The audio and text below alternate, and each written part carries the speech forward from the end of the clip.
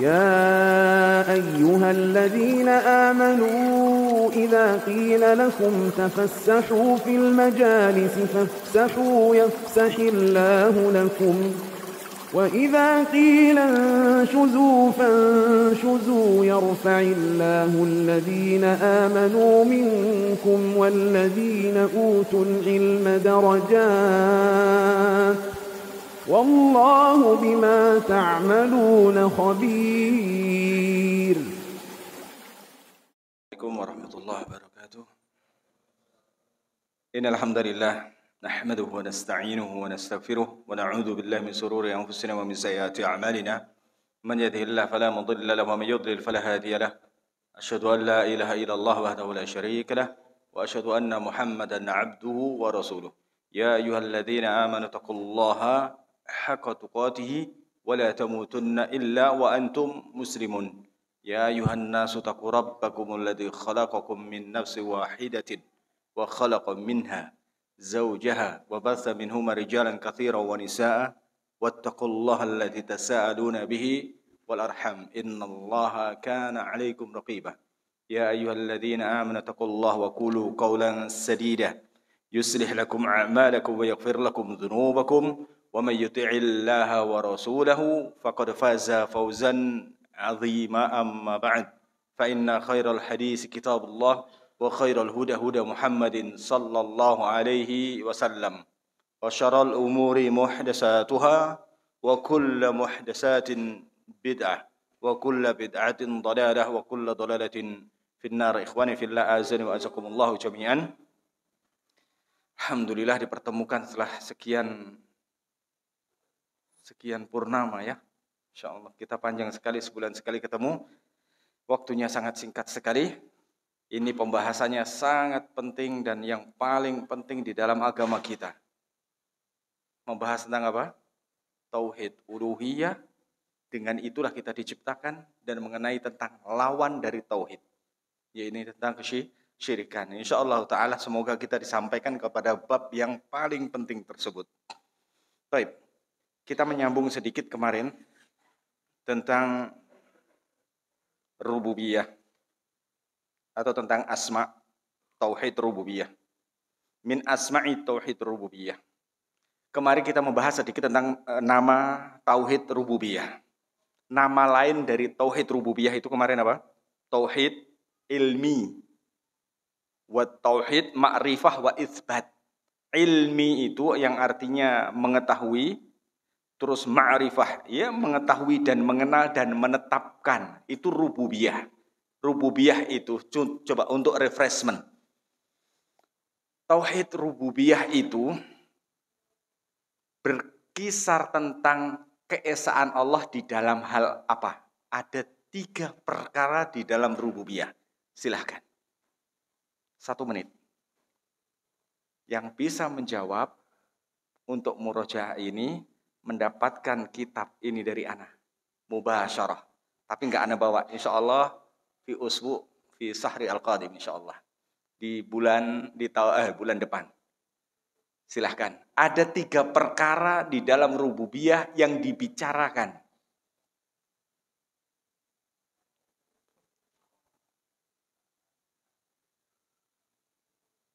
Mumtaz.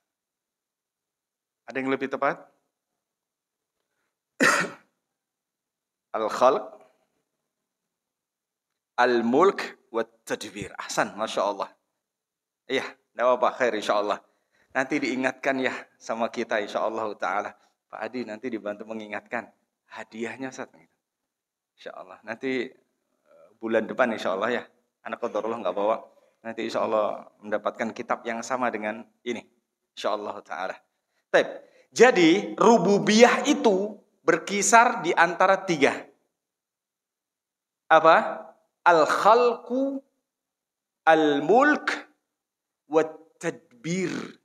Ini sudah sering anak ulang. Supaya enggak ketukar dengan uluhiyah dan asma wa sifat.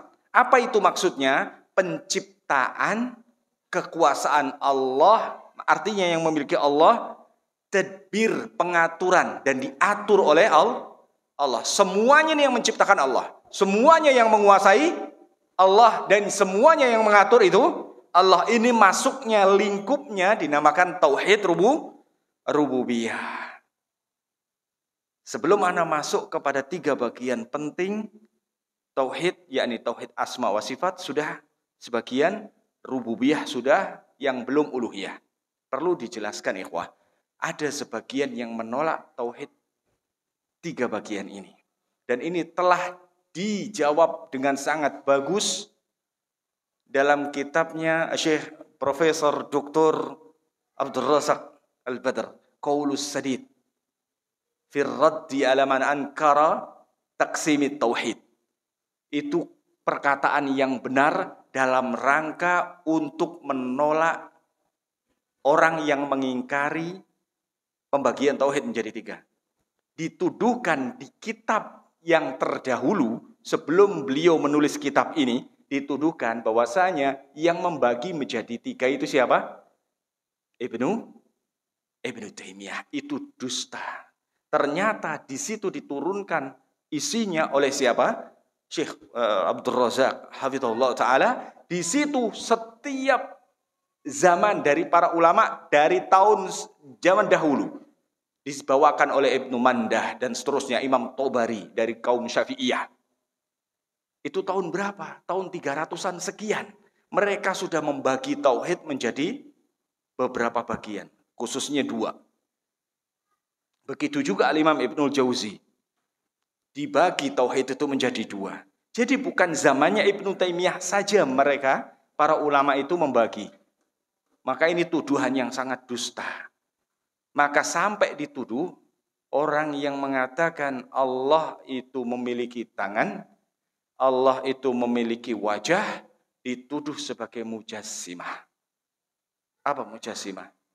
Yakni mengatakan Allah itu memiliki jism atau badan atau zat. Ini tuduhan dusta. Tidak ada demikian. Baik. Nah, maksudnya tauhid ilmi itu apa? Yakni ilmi dan ma'rifah, yakni mengenal. Tauhid yang berbicara tentang pengenalan dan mengetahui dan isbat, menetapkan. Ini nama lain dari tauhid rububiyah. Itu sekilas saja, kita masuk ke pokok permasalahan yang sesuai dengan judulnya, yakni tauhid uluhiyah. Dan ini yang terpenting dari yang terpenting. Tauhid uluhiyah. Syekh Wahid Abdul Salam Bali, beliau mengatakan ad-dhabitus tsani, dobit yang kedua itu adalah tauhid uluhiyah. Apa itu tauhid uluhiyah? Wa ifradullahi bil ibadah. Tauhid uluhiyah itu apa sih? Yakni dia mengesahkan Allah di dalam beribadah, kata beliau demikian. Nah, sekarang kita bahas. Uluhiyah itu apa? Uluhiyah itu adalah berasal dari kata alihah, ya'lah. Ilahan berasal dari kata ilah. Artinya apa ilah itu? Disebut ilah idza ubida ma'al mahabbati wa ta'zim. Al-uluhiyah itu asalnya berasal dari kata ilah.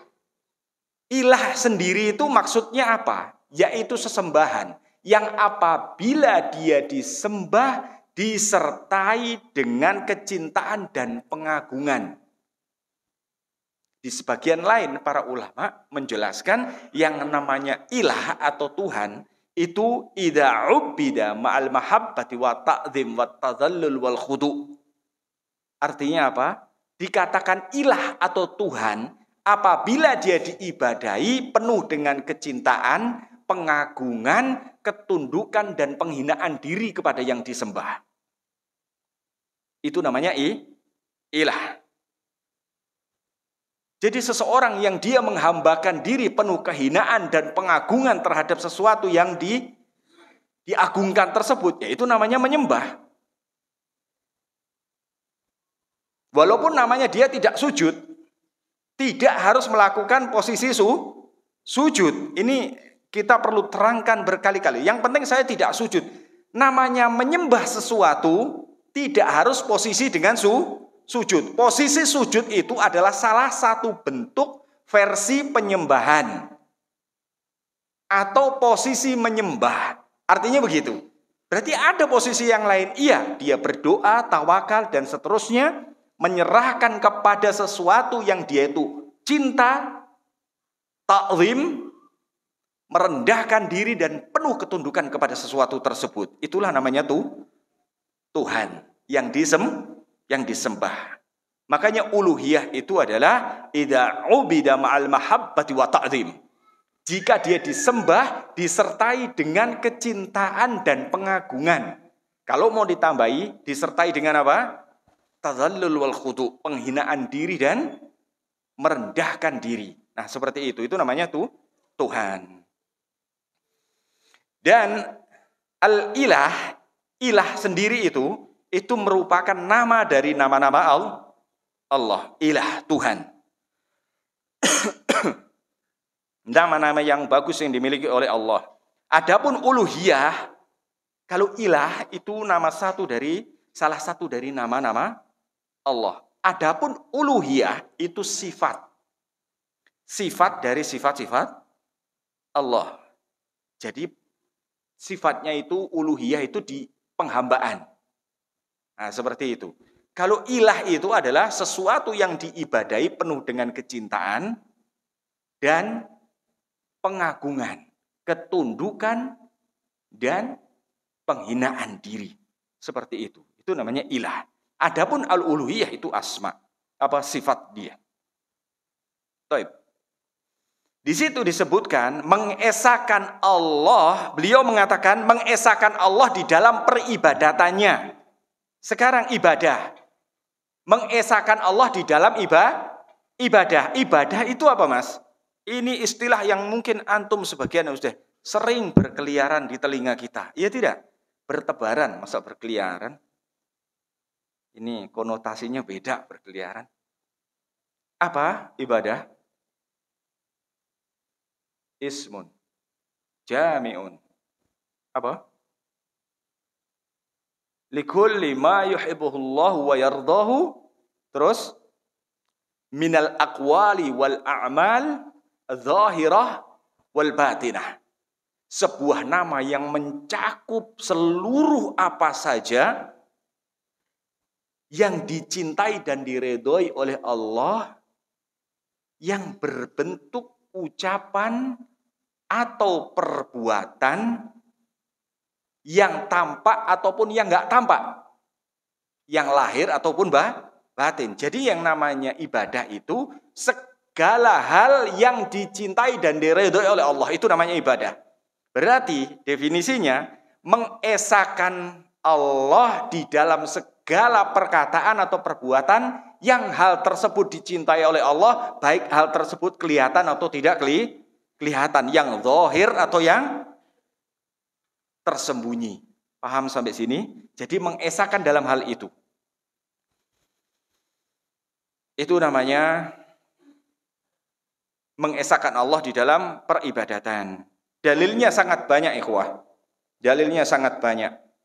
Jadi perlu kita ketahui, tauhid uluhiyah itu dalilnya banyak sekali. Setiap ayat, Syekh menjelaskan di sini, kullu ayatin aw hadisin fihi amrun bil ibadah awil tauhid aw nahyun anis syirki aw nabzuhu fahuwa dalilun ala tauhidil uluhiyah. Setiap ayat atau hadis yang memerintahkan, ini sebagai kaidah. Setiap hadis atau ayat yang dia itu isinya perintah apa? Perintah untuk beribadah, atau untuk mentauhidkan Allah, atau larangan dari sebuah kesyirikan, atau mencampakkan kesyirikan, larangan dari berbuat syirik atau mencampakkan atau membuangnya, itu merupakan dalil tauhid uluhiyah. Jadi apa? Seluruh ayat ataupun hadis yang di situ berbicara tentang apa? Tentang perintah ibadah. Terus apa lagi? Mentauhidkan Allah, larangan dari berbuat syirik atau menjauhi syirik. Itu merupakan adalah tauhid uluhiyah. Setiap ayat yang memerintahkan demikian. Contohnya, ya ayuhan nasu ubudu rabbakumul ladzi khalaqakum walladzina min qablikum la'allakum tattaqun. Di surat Al-Baqarah ayat 21. wahai para manusia, sembahlah Allah Rabb kalian. Allah tidak cukup sampai di situ. Alladzi khalaqakum. Kenapa kok harus disembah? Dengan sebab karena ialah yang menciptakan engkau. Artinya sesuatu yang tidak menciptakan engkau jangan disembah. Ini sebenarnya sudah cukup jelas bahwasanya ini adalah tauhid. Dan model penyembahan bukan cuma sujud, doa, tawakal, roja, berharap, al-khauf, sembelih, termasuk sholat, dan seterusnya.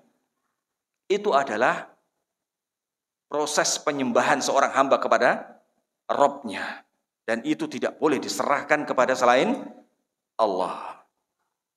Nah, kita lihat bagaimana mereka menyembelih sesuatu yang diserahkan bukan kepada Allah atau diserahkan kepada selain Allah. Untuk siapa? Untuk jembatan. Untuk takut kepada jin.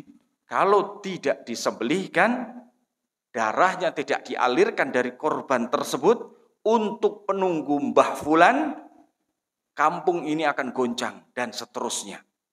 Waliyadzubillah. Ada, banyak, bukan ada. Nah, seperti itu. Itu salah satu bentuk ibadah. Bukan berarti namanya ibadah itu harus sujud. Penting saya gak sujud. Jadi saya gak ibadah. Enggak, bukan cuman itu. Sebenarnya ini di kitab Al-Usul Salasah di bagian pertama, ini disebutkan tentang anwa'ul ibadah allati amarallahu biha. Begitu komentarnya Syekh Muhammad Abdul Wahhab rahimahullah ta'ala. Baik. Terus, dalil yang kedua tentang ini, tauhid uluhiyah, banyak sekali sebenarnya ikhwah. An-Nisa ayat 36, wa'budullaha wa la tusyriku bihi syai'a. Sembahlah Allah. Nah, ini kalimat sembah. Kata mufassir Amirul Mukminin fit tafsir Abdullah bin Abbas, setiap kali ketemu kata ibadah, ubud, sembahlah atau ibadah di dalam Al-Quran, namanya adalah artinya mentauhidkan Allah. Kata Abdullah ibnu Abbas radhiyallahu ta'ala anhu, setiap ketemu kata ibadah di dalam Al-Quran ataupun hadis, itu namanya adalah mentauhidkan Allah, yakni mengesahkan Allah. Jadi kalau di sini wa'budullaha, esakan Allah di dalam penyembahan. Gak cukup sampai situ. Kalau sudah menyembah, apa yang harus dilakukan? Wala tusyriku bihi syai'a. Jangan engkau menyekutukan. Bukan cukup menyembah Allah saja. Kalau cukup menyembah Allah saja, Allah senantiasa enggak menggandengkan dua kalimat ini. Kalimat yang pertama wa'budullaha. Yang kedua wala tusyrik. Niscaya ini sangat jelas sekali bagi orang yang mau sedikit aja berpikir. Yang herannya pada hari ini, dakwah tauhid sudah di mana-mana, dijelaskan ayatnya ada. Semuanya perkataan, bahkan ya ikhwah, ada sebuah kitab khusus yang membahas tentang tauhid, syirik, bid'ah. Amanah memang sengaja bawakan contoh ini judulnya pun sudah cukup sangat jelas. Juhudul ulama Syafi'iyah, kesungguhan para ulama Syafi'iyah yang menjelaskan tentang pembatal keimanan. Ini semua, hampir semuanya, satu kitab setebal ini, perkataan Syafi'iyah, pembesarnya Syafi'iyah, yang berbicara tentang apa? Tauhid, syirik, bid'ah. Tauhid, syirik, bid'ah. Qawaidus syirk. Itu semua dibicarakan dari zaman dahulu. Bukan Wahabi yang membicarakan. Ulama Syafi'iyah sudah membicarakan dari zaman dahulu. Memang sengaja sama penulisnya dikumpulin seperti ini karena sudah banyak fitnah. Ini dikasih pengantar oleh Syekh Al-Jabiri yang sudah meninggal beberapa tahun, setahun, 2 tahun yang lalu. Beliau Masya Allah, luar biasa. Baik, kita lanjut. Itu adalah beberapa dalil dan dalilnya sangat banyak sekali. Wa ma umiru wa ma arsalna min qablika min rasulin illa nuhi ilaihi annahu la ilaha illa ana fa'buduni. Di surat Al-Anbiya 20 Ini sangat jelas sekali. Tidaklah kami mengutus seorang rasul sebelum engkau kecuali kami wahyukan, kami perintahkan untuk apa? Menyatakan annahu la ilaha illallah. Annahu la ilaha illallah. Tidak ada sembahan yang berhak disembah dengan benar. Jadi tugasnya para rasul itu setiap diutus kepada zaman, itu tugasnya cuma satu, untuk menjelaskan bahwasanya tugasnya mengesahkan Allah, sembahlah Allah. Cuma itu saja.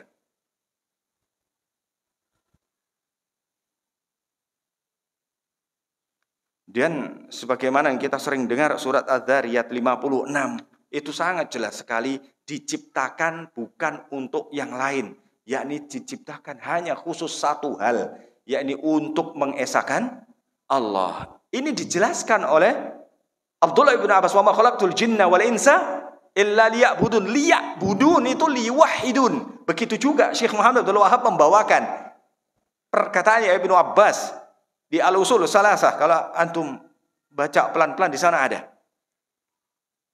Itu ada di sana. Bahwasanya Abdullah bin Abbas pun juga menafsirkan liya'budun ay liwahidun, untuk mengesahkan, mentauhidkan. Yang artinya menyembah itu enggak boleh nyembah yang lain, cukup mengesahkan Allah saja. Tunduknya, kecintaan, merendahkan diri, berharapnya hanya kepada Allah, bukan kepada makhluk, bukan kepada wali, bukan kepada syekh, bukan. Allah. Terus wali, syekh, habib, ustadz, sebagainya itu terus diapakan, Ustaz? Kita contoh mereka menjadi panutan bagi kita apabila dengan koridor mereka itu sejalan dengan apa yang dijalankan oleh Rasulullah Shallallahu Alaihi Wasallam dan diamalkan oleh para sahabat radhiyallahu alaihim jami'an. Itu kuncinya. Wa ma ila dzalik fala. Selain dari itu tidak. Bukan dimintai tapi dicontoh. Seperti itu. Baik, hadisnya banyak sekali. Walaqad ba'asna fi kulli ummatir rasula an ibudullah wajtanibut taghut. Dan tidaklah kami mengutus pada setiap umat, ini sering ini, An-Nahl ayat 36. An-Nahl ayat 36. Setelah ini kita lanjut ke bab selanjutnya. Ke poin selanjutnya. Dan tidaklah kami mengutus pada setiap umat seorang rasul kecuali untuk apa? Untuk menyembah Allah, memerintahkan menyembah Allah dan menjauhi taghut. Tidak cukup untuk menyembah Allah semata. Walaqad ba'asna fi kulli ummatir rasula. Dan sungguh benar-benar kami utus Allah rasul di setiap umat itu. Tugasnya satu, untuk memerintahkan manusia, memerintahkan hamba khusus untuk beribadah kepada Allah. Cukup? Tidak. Wajtanibut taghut. Untuk menjauhi taghut. Menjauhi, Mas, bukan beribadah kepada taghut. Diperintahkan bukan jangan kau menyembah taghut, tidak, menjauhi. Bedakan antara menyembah. Allah mengatakan wajtanibu, dijauhi, dideketin aja enggak boleh. Apalagi disembah. Apa taghut, Mas? Apa?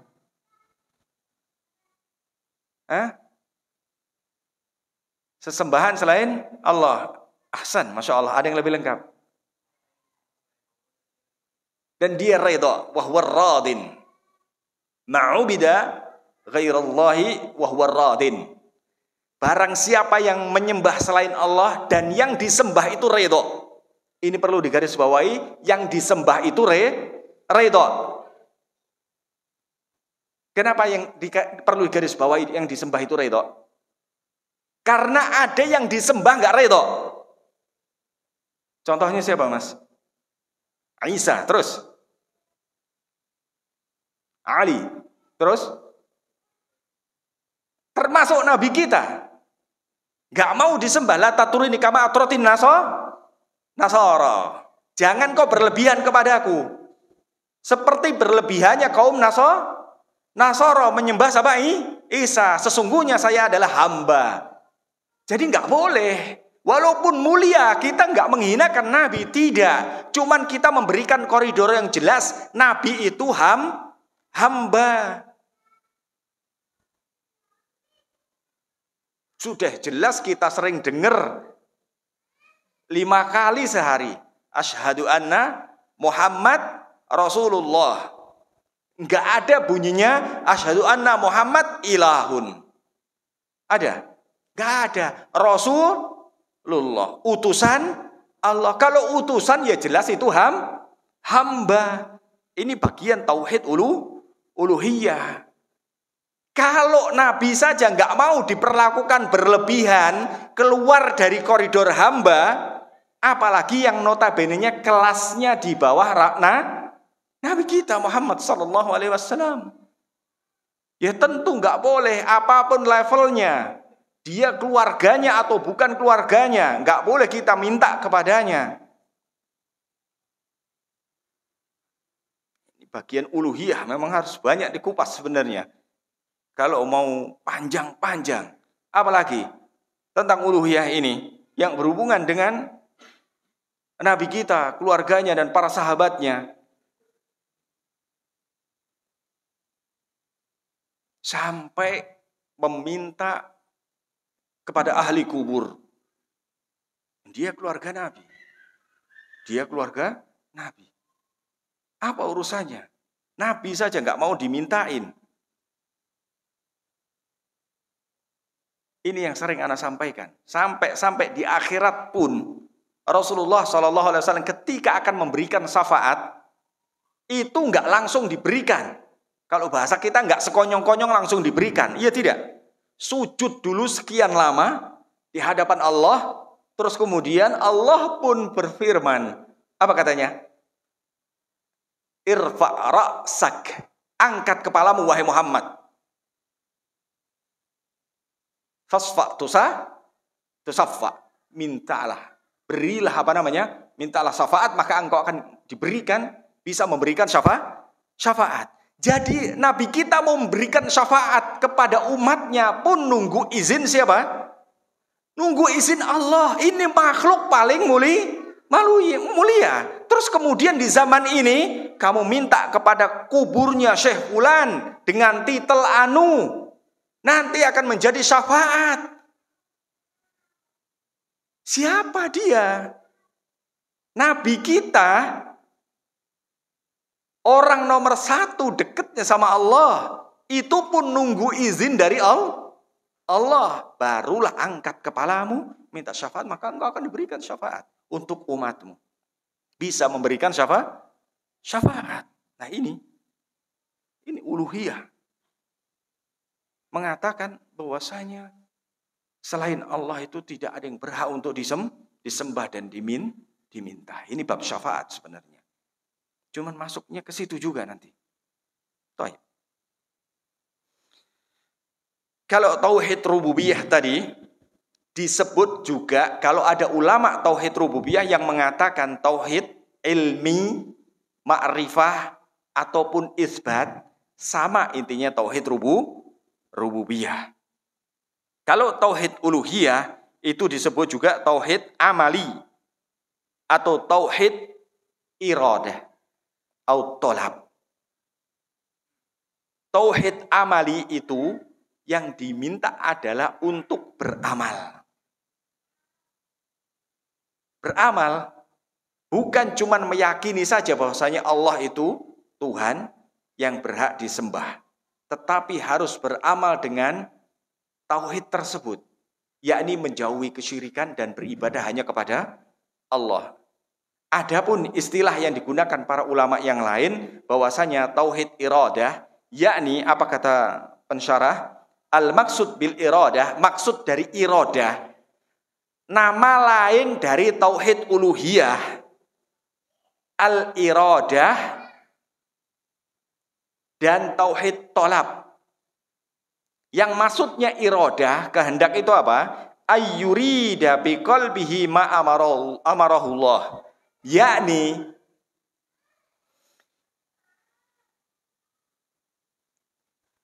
yang dia maksudkan, si hamba maksudkan itu harus sesuai dengan apa yang diperintahkan oleh Allah. Dia menyembah Allah, sujud kepada Allah, tawakal kepada Allah, harus sesuai dengan apa yang diinginkan oleh Allah. Itu irodahnya. Dia sujud itu kepada siapa? Kepada tauhid atau kepada Allah? Ini yang dimaksud dengan iradah.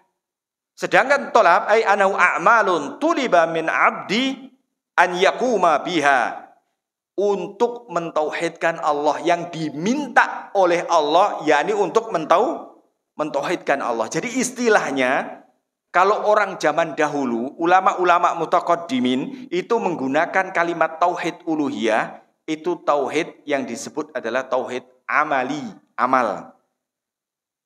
Juga disebut tauhid amali dan tauhid iradah atau tauhid tolab. Itu masuknya ke pembahasan tauhid uluhiyah. Di situ itu cuma beda nama, tapi isinya, lingkupnya yang dibahas adalah sama. Ini kenapa perlu dijelaskan? Karena ada sebagian manusia ada yang menolak pembagian tauhid. Sebenarnya pembagian tauhid itu dia tolak, ingin melegalkan atau ingin mengesahkan sebagian manusia yang dia itu menyembah, meminta kepada selain Allah, yang penting dia masih menuhankan Allah. Tujuan utamanya ini. Menolak tauhid dibagi menjadi 3, karena di sana kan tauhid menjadi 3 adalah salah satunya adalah rububiyah. Kalau rububiyahnya nggak masalah menurut mereka, berarti semua nggak masalah. Artinya apa? Orang-orang musyrik dahulu yang ditegur oleh Allah, yang diperangi oleh Rasulullah SAW, mereka juga meyakini penciptanya, Allah yang memberikan rezeki, Allah yang mematikan, Allah yang menghidupkan, semua Allah, tapi tetap dimusuhi, didakwahi, dan diperangi oleh Rasulullah.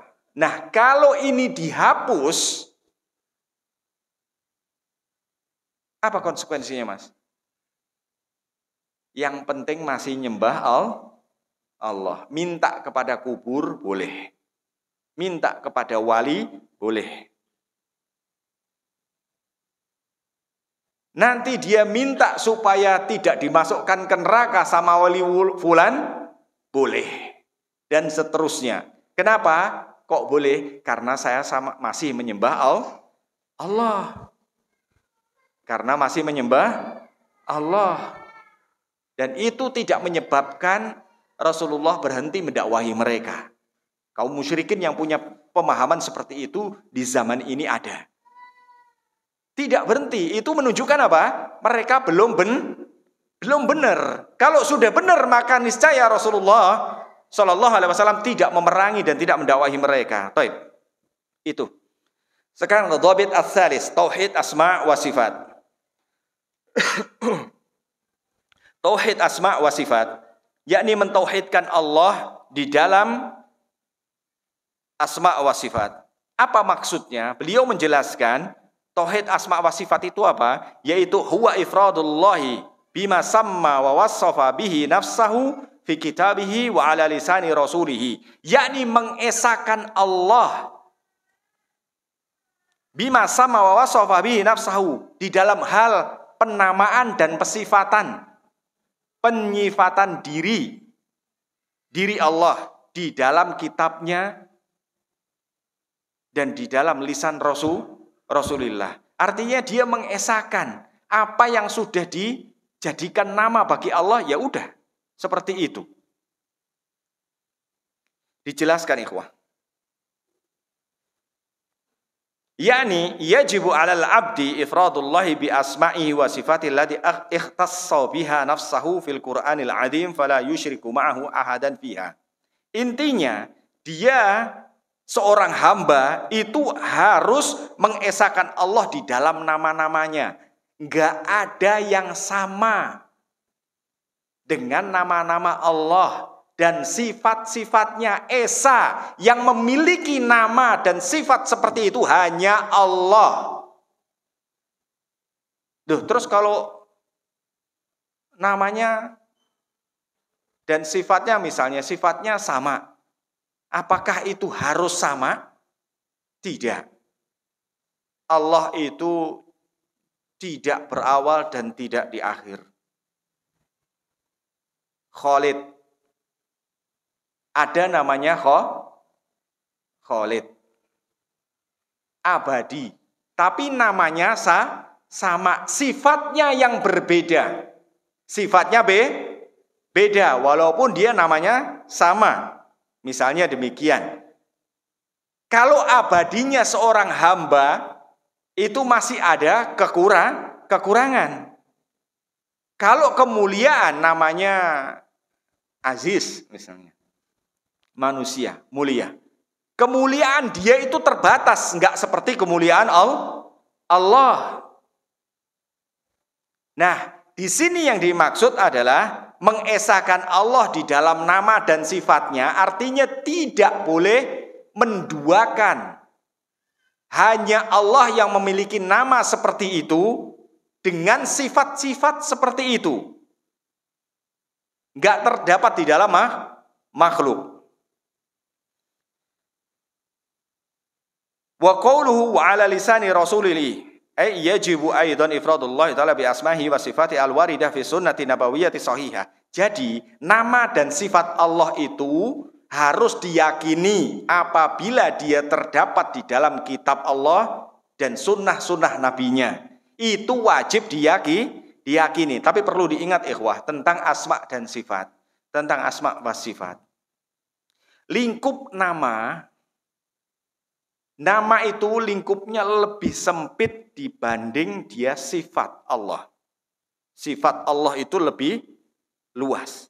Dan sifat Allah itu lebih sempit kalau dibandingkan dengan perbuatan Allah. Jadi yang paling sempit nama, kemudian yang lebih luas lagi sifat. Sifatnya lebih luas daripada nama. Terus perbuatan Allah lebih luas. Karena sesuai dengan kehendak Allah. Kan gitu. Dan ada kaidah tentang asma wa sifat. Tidak boleh menamai Allah yang terambil dari sifat atau perbuatannya. Contoh. Wa jaa rabbuka wal malaku saffan saffa. Allah itu datang. Oh, Allah datang. Setiap kali ada perbuatan Allah atau sifat Allah, kita mengambil nama dari hal tersebut. Nah, ini terlarang. Terlarangnya gimana? Masa kita mau menamakan Allah yang tidak dinamakan dirinya, yang tidak terdapat di dalam Al-Quran dan Sunnah? Masa kita mau namakan Allah Jai? Allah yang maha datang. Allahu yu'ti ma yasha. Allah itu memberikan sesuai dengan apa yang Allah kehendaki. Allah itu memberi sesuai dengan apa yang Ia kehendaki. Yu'ti. Apakah Allah dikatakan mu'ti? Tidak. Dan seterusnya. Seperti itu kaidahnya, di antara kaidahnya. Baik. Dan dalilnya banyak sekali ikhwah tentang asma wa sifat ini. Nah, ada barometer dari para ulama bahwasanya qala al ulama asmaullahi wa sifatuhu tauqifiyyatun la majala lil aqal fiha.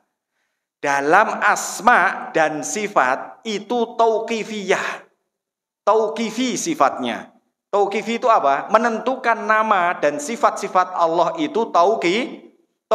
Tauqifi itu menunggu Dalil, ada dalil kita jalan, nggak ada kita berhenti. Itu namanya tauqifi. Itu namanya tauqifi. Ini berhubungan dengan nama dan sifat-sifat Allah. Makanya nama Allah, walaupun di pandangan kita baik, maka kita tidak diperkenankan menentukan nama Allah kalau dia tidak ada di dalam Alkitab dan Sunnah. Tauqifi, nunggu dalil, nggak ada dalil kita berhenti, ada dalil kita meyakini dengan apa yang ada di dalam kitab Alkitab dan Sunnah. Kita istirahat dulu, azan dulu.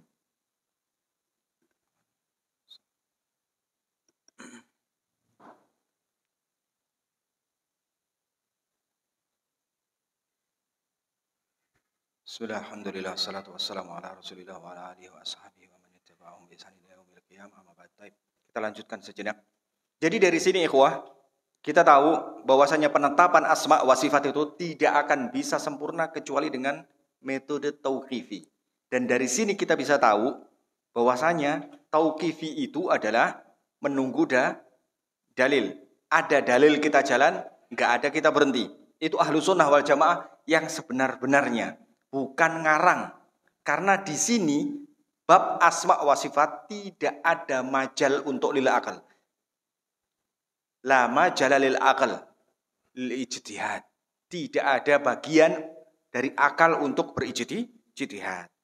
Wa min huna na'lamu anna isbat al asma'i wa sifati lillahi ta'ala yatawaqqafu 'ala at-tariqaini la salisa lahuma wa huma. Dalam menentukan asma wa sifat tidak ada tiga jalan. Adanya cuma dua. Tidak ada jalan yang ketiga. Apa jalannya? At-tariqul awwal Al-Qur'anul Azim. Cara menentukan asma wa sifat ada dua jalan. Jalan yang pertama dengan Al-Qur'an. Artinya apa? Artinya yang ditentukan oleh Allah di dalam Al-Qur'an yaitu kita yakini. Allah memiliki tangan. Allah mensifati dirinya dengan tangan, ya kita sifati. Oh itu merendahkan Allah? Tidak. Itu justru meninggikan Allah. Kenapa? Justru meninggikan Allah. Karena kita sami'na wa ata'na dengan apa yang disampaikan oleh Allah di dalam Alkitab. Allah mengatakan punya tangan, punya wajah. Iya. Siapa yang ngomong? Allah. Sami'na wa ata'na. Loh, berarti sama dengan makhluknya. Siapa yang ngomong? Gak ada yang ngomong. Cuman menetapkan Allah punya tangan. Wahai iblis, kenapa engkau tidak mau sujud dengan Adam yang saya ciptakan dengan kedua khalaqtul biyadain? Dengan dua tangan, dengan dua tanganku. Dengan dua tangan. Yang ngomong siapa? Allah. Yang tidak boleh bukan menetapkan Allah punya tangan atau tidak punya tangan. Yang tidak boleh, yang terlarang adalah menyerupakan tangan Allah dengan tangan makhluk. Itu yang terlarang. Dan di sini tidak ada yang menyerupakan. Cuman menetapkan Allah itu memiliki tangan. Dan itu khobar dari Allah. Permasalahannya sebagian manusia mentakwil tangan dengan kekuatan. Tahu dari mana? Apakah para sahabat juga mentakwil? Tidak. Ada sebagian malah di kitab At-Tandid ini yang membantai habis tentang tauhid dibagi menjadi 3. Hasan bin Ali As-Saqqaf. Ini bukan promosi, tapi penulisnya itu. Nanti kalau ketemu dengan penulisnya itu selesai urusannya. Dikat. Mengatakan bahwasanya Allah itu tertawa, iya, tapi harus ditakwil. Tertawanya apa? Itu ridho warahmah katanya. Ini dijawab oleh Profesor Dr. Abdul Razak hafizallahu taala dengan bagus sekali dalam kitabnya Qaulus Sadid yang tadi di awal Anda sampaikan tentang rud atau rudud atau bantahan terhadap orang yang mengingkari pembagian tauhid menjadi 3. Di sana jelas sekali. Baik. Sebenarnya ikhwah, di sini pun dijelaskan bahwasanya pembagian tauhid menjadi 3 itu bil ikhtira, yakni dengan penelitian. Bukan sebuah kewajiban kita meyakini itu ada 3. Kenapa dikatakan bukan meyakini, bukan kewajiban? Itu metode untuk memahami tauhid, bukan kewajiban. Kalau antum bisa paham tanpa metode itu, tidak masalah. Sama kayak ilmu nahu. Antum tanpa belajar nahu, tapi bisa baca kitab, nggak perlu belajar nahu, mas. Nggak masalah. Antum tahu dari mana? Itu adalah kata kerja, kata benda, dan itu huruf. Dari mana taunya? Dari ilmu nahu. Dan sebelum zaman Ali bin Abi Thalib radhiyallahu taala anhu, Abul Aswad Ad-Du'ali, orang yang pertama menciptakan ilmu nahu. Sebelum itu memang ada, yang enggak ada, tapi mereka bisa baca. Karena banyak lahjah yang rusak, akhirnya diciptakan minta izin sama Ali bin Abi Thalib, Abul Aswad Ad-Du'ali. Gimana ini? Ini lafaznya mereka rusak semua. Nanti kalau orang azam banyak masuk ke Islam, akhirnya berantakan Islam. Akhirnya diciptakanlah ilmu tersebut. Hanya berfungsi untuk memahami Alkitab dan Sunnah. Sama seperti ini. Untuk memahami mana tauhid yang memang benar, mana tauhid yang tidak benar. Itu fungsinya mempelajari tauhid itu ada 3. Buktinya apa? Kita tahu tidak? Kalau misalnya hanya cukup meyakini Allah itu yang menciptakan, mematikan, menghidupkan, memberi rezeki, memberikan jodoh dan seterusnya, itu dikatakan cukup orang yang mentauhidkan Allah terlepas dari murka Allah. Apakah cukup sampai situ? Ternyata tidak. Rasulullah SAW tetap memerangi. Dari mana taunya? Berarti kalau dia itu mentauhidkan dalam hal apa? Penciptaan, penguasaan Allah, dan pengaturan Allah. Allah yang ngatur rezeki. Iya, dia yakin.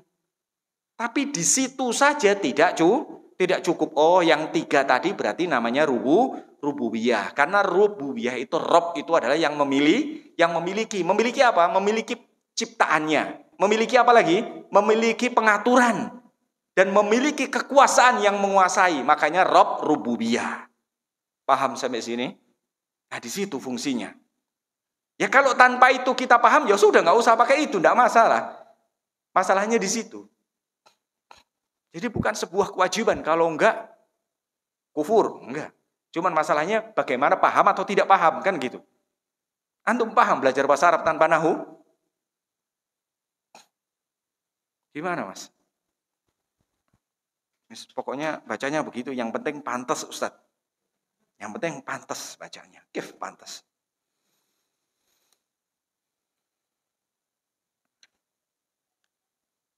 Taib. Yang berhubungan dengan kaidah-kaidahnya, mana tadi sampai? Nah, ada kaidah, sebagian beberapa disebutkan oleh penulis di sini, kaidah memahami asma dan sifat. Kaidah yang pertama, asma, nama Allah kulluha husna. Nama Allah itu semuanya baik, gak ada yang enggak baik.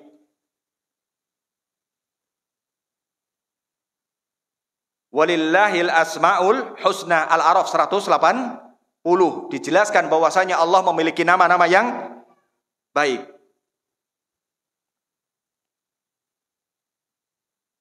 Wa amma hayatul makhluk, misalnya nama dari nama-nama Allah itu Al-Hayyu, hidup. Makhluk pun juga hidup. Tetapi hidupnya Allah sama hidupnya makhluk itu beda. Kenapa? Karena kalau hidupnya makhluk itu senantiasa berkurang. Ada kurangnya, ada lebihnya, dan seterusnya. Insya Allah ini pembahasannya luar biasa. Oh iya. Sekalian nanti diumumkan insyaallah ta'ala tanggal 22 ba'da salat Ahad ba'da subuh tanggal 22 Pak ya. Tanggal 22 ba'da subuh insyaallah kita lanjutkan dengan kitab yang sama. Insyaallah pembahasannya lebih seru lagi. Insyaallah taala kayak film kolosal ya, seru. Tapi pembahasannya memang urgent dan memang harus pelan-pelan sampai paham benar bagaimana memahami tauhid-tauhid tersebut sehingga kita bisa menjawab dari subuhat-subuhat yang ada. Kita akhiri dengan doa kafaratul majelis. Subhanakallahumma bihamdika asyhadu an la ilaha illa anta wa astaghfiruka wa atubu ilaik. Wassalamualaikum warahmatullahi wabarakatuh.